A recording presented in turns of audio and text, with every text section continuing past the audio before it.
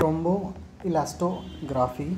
तर थ्रोम्बसच्या elastic property, elastic म्हणजे mechanical property, आणि या mechanical property as a dynamic property म्हणून अगेन्स्ट फंक्शन प्लॉट केलेले आहेत. तर क्लॉटिंगचा पूर्ण स्पेक्ट्रम अर्ली फायब्रिनपासून क्लॉट आणि लायसिस सगळं दाखवतं.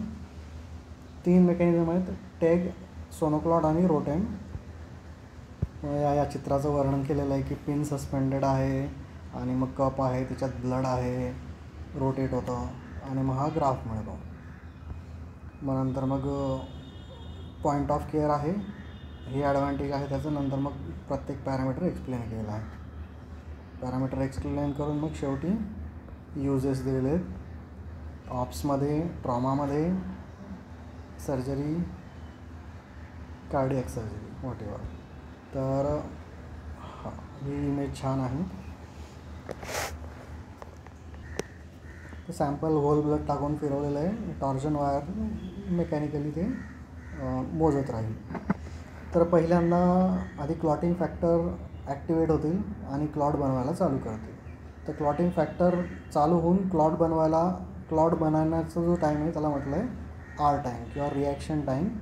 ही पूर्णपणे एन्झायमॅटिक प्रोसिजर आहे, फक्त कोॲग्युलेशन पाथवेचं आहे. मग इथून तो पॉलिमराइज व्हायला चालू होईल, त्याला म्हटलं आहे कायनेटिक्स टाईम. 2 ते 20 mm. 20 mm ची मॅक्झिमम ॲम्प्लिट्यूड आहे. त्यांनी बोलले की आम्हाला 20 mm हवी आहे, एक डिसाईड केलं त्यांनी, त्यापर्यंत ते मोजतात. नंतर मग अल्फा अँगल त्याचं स्पीड दाखवतो. तर हे इथपर्यंत आलं क्लॉट फॉर्मेशन, त्याच्यात म्हणजे एन्झायमॅटिक, नंतर पॉलिमरायझेशन फायब्रिन आणि प्लेटलेट एकत्र येऊन पॉलिमराईज करतील, इथे फायब्रिन तयार होईल. नंतर दुसरा पार्ट आहे फायब्रोनोलायसिस, म्हणजे क्लॉट फॉर्मेशन आणि फायब्रोनोलायसिस किंवा थ्रोम्बोलायसिस. ठीक आहे. मॅक्सिमम ॲम्प्लिट्यूड क्लॉट स्ट्रेंथ दाखवतो. मग हा लायसिस इंडेक्स 30 मिनिटाला मोजतात ते, 30. मग 2 mm, 20 mm आणि मग इकडे 30 मिनिट. इथे 20 mmला हा क्लॉट मॅच्युअर होतो. हा इथपर्यंत इमॅच्युअर क्लॉट आहे. 20 mm म्हणजे तो क्लॉट घट्ट झाला, पक्का झाला, तर त्याची त्यांना टायमिंग मिळते. तर हा के टाईम आहे अल्फा अँगलच्या स्टार्टला, पहिले 2 मिनिट.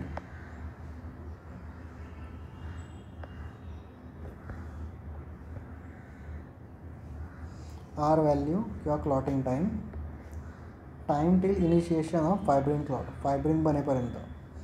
तर जास्त असेल तर याचा अर्थ क्लॉटिंग फॅक्टर्स नाही आहेत, FFP द्यावं लागेल, किंवा प्रॉपरली रिव्हर्स नाही झालं आहे, प्रोटामिन द्यावं लागेल. नंतर दुसरं आहे K time to achieve 20 mm clot. तर थ्रॉम्बिन आणि प्लेटलेटची इंटरॅक्शन दाखवतो. तर जर नाही आहे याचा अर्थ फायब्रिन नाही आहे, तर फायब्रिनोजेन द्या किंवा क्रायोप्रेसिपिटेट द्या. सिमिलरली अल्फा अँगल रेट दाखवतो की फायब्रिन क्रॉस लिंकिंग कधीपर्यंत होतं आहे.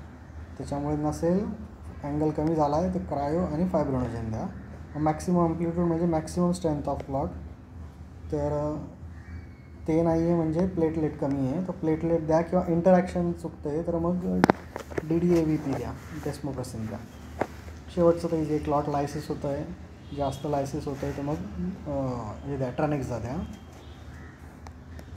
तर फर्स्ट स्टेपमध्ये फायब्रिन बनेल, नंतर फायब्रिन प्लेटलेटसोबत पॉलिमराईज होईल आणि मग हा मॅक्सिमम क्लॉट लेंथ मिळेल. तर इथे कोॲग्युलेशन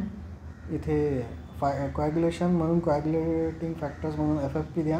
इथे फायब्रिन हवा आहे तुम्हाला, तर इथं मेथड फक्त एन्झाईम्स ॲक्टिवेट झाले, मग इथे त्यांना फायब्रिन हवा आहे, त्याच्यामुळे इथे फायब्रिन द्या, फायब्रिनोजेन, क्रायोप्रेसिपिटेट किंवा FFP द्या. आणि जर हाईट अचीव होत नाही याचा अर्थ क्लॉट स्ट्रेंथ मिळत नाही आहे, प्लेटलेट कमी पडतात, मग इकडे प्लेटलेट द्या. आणि मग हा स्पीड जर वाढला आहे तर तुम्ही अँटीथ्रोम्बोलायटिक द्या, थ्रोम्बोक्सिन द्या.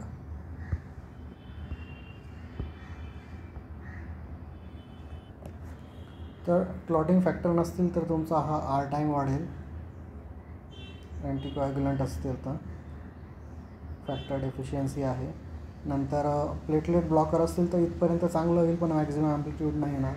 नंतर फायब्रोनोलायसिस होत असेल तर मग हे इथला पार्ट जो आहे हा उडाला आहे. हायपरकोॲग्युलेबल म्हणजे हा पण टाईम कमी झाला, आर टाईम, के टाईम आणि ॲम्प्लिट्यूड पण जास्त झाली.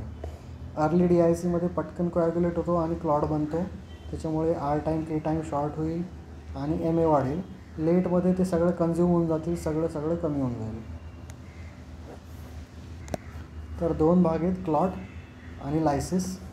क्लॉटमध्ये आधी एन्झायमॅटिक, आधी थ्रॉम्बिन बनेल, त्याच्यानंतर मग फायब्रिनोजेन पॉलिमराईज होईल, तो पार्ट आहे. तर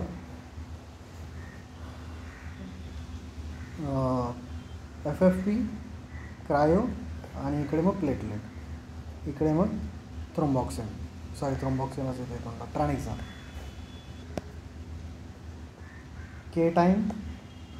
R time reaction time, K time clot time, alpha angle आणि maximum amplitude 2 minutes start to 2 minutes आणि नंतर 2 to 20 minutes.